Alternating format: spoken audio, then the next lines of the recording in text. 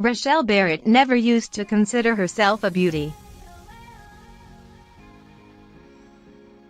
The 30-year-old dance teacher from Sheffield was just 8 months old when an accident with a kettle of boiling water left her with third-degree burns over 70% of her body. She was bullied as a teenager and spent years hiding her scars. But after getting into dance and performing in her 20s, she was attracted to the world of beauty pageants.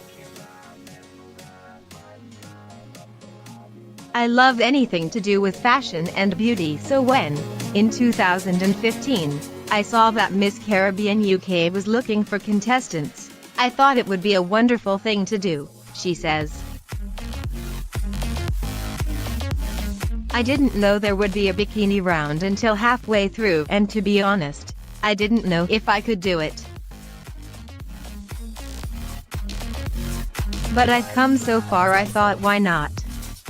Lauren Marie Cross, a 22-year-old radiographer's assistant from Doncaster who is one of the finalists, thinks it's about time girls like me were celebrated in the world of fashion and beauty. She was born with a cleft lip and palate, which means her facial features didn't form properly, and admits that she was not always a fan of her face.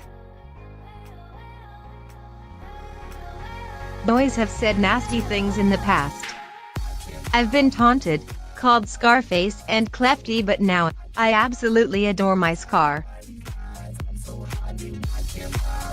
I wouldn't be me without it," she says.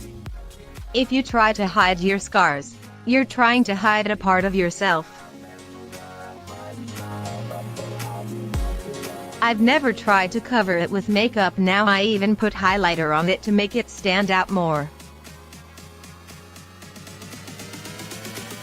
There was no one moment that changed how I felt about it, but as I got older I realized that a lot of the negativity comes from people not understanding it, so now I just explain why I look the way I look."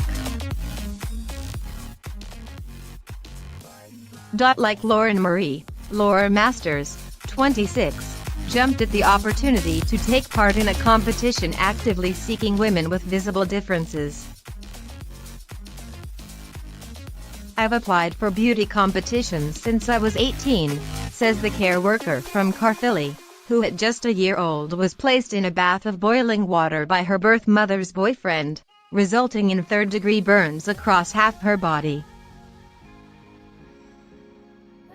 "But I'd been told I couldn't take part because of my scars. They'd never say it outright. Instead they'd say things like, 'Your image doesn't meet the requirements.' That's a horrible thing to hear. It tells you that you're not good enough." After months in intensive care as an infant, Laura was placed with a foster family who went on to adopt her, supporting her through more than 100 operations, the most recent a laser treatment to help break up her scar tissue. "I can't think about what I'd have looked like if I hadn't been burned," says Laura. "My scars have made me the person I am, and I can't imagine being anyone but me." Saffron Cohen, 21, a student at Southampton University, has struggled with the fear that other people might not accept her because of the way she looks. Saffron was 4 when she was dancing in front of a gas fire and her dress caught light, leaving her with burns up her legs and torso. Growing up on the South Coast, she was always in a swimming costume, but when she hit her teens she became much more self-conscious.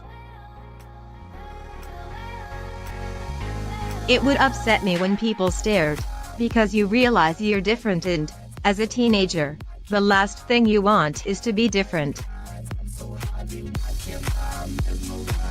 The biggest hurdle was my own worries that other people might not accept me. Now, I accept people will look at me, but it's taken a while to get to this point." She's at pains to point out that these things don't happen overnight, that you have to be patient with yourself. Lauren Marie agrees. It's a process, learning to love your scars, but you get there eventually. Kira Evans, 24, admits that she still struggles. She was in a house fire aged 14 and had to be put into an induced coma for several months while the burns that covered a third of her body were treated. Even today I won't wear shorts and I've never been in a swimming pool since, she says. Kira, from Llanelli, a stay-at-home mum to Caris, 5, and Levi, 3, says that after the fire she became a recluse. I shut down. I didn't leave the house for well over a year. When she met her partner, Andrew, 29, 7 years ago, she says she was shocked he had any interest in talking to me. I wasn't comfortable being out in public at all.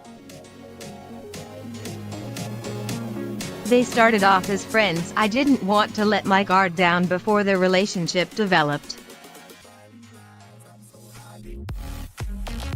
This tentative approach is something Saffron and Lauren Marie both recognize. I tend to build relationships quite slowly, because I feel like I have to pick the right moment to tell them about what's under my clothes, says Saffron.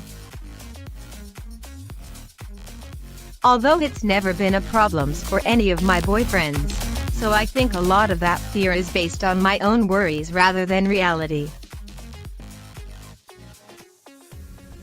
Lauren Marie has been with her boyfriend since they were 15, but remembers the first time he asked to kiss her. I remember saying to him, "My mouth might feel weird, it might put you off," but he told me he couldn't care less. All of the women see the pageant as an opportunity to be the role models they wish they'd had when they were growing up. Back then there was nothing, says Kira. It was hard to find out about burns or scars. There was nobody you could look up to. I want our voices to be heard, adds Maxine. And to change society's perceptions of disfigurement and disability.